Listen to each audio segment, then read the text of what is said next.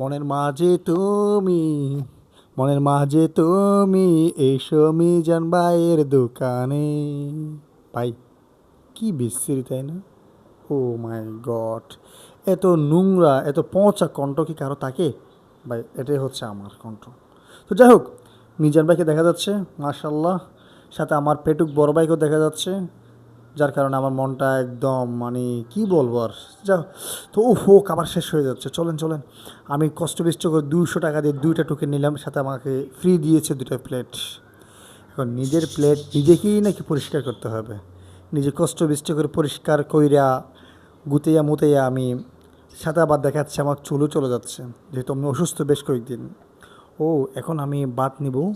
ভাই একটা কথা সবাইকে বলে রাখি, আমার পিছনে আমার সাথে আছে একটা পেটুক বড় ভাই, আমার শ্রদ্ধেয় ভাই মুকুল চৌধুরী। ভাই দেখেন না, আমি বাদ নিয়েছি অল্প, আর উনি বলেছে ভাই চুপি চুপি বলে আমাকে এত্তগুলো একটা বাদ দিয়ে।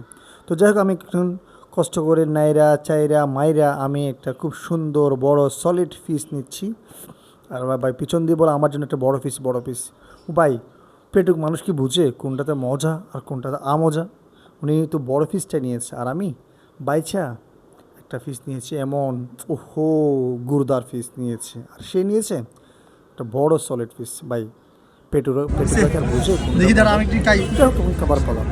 ও মাই গড মজা, ও মাই গড, 100 টাকা মোটামুটি অত বেশিও না, ভাই মোটামুটি ঠিক আছে, ধন্যবাদ।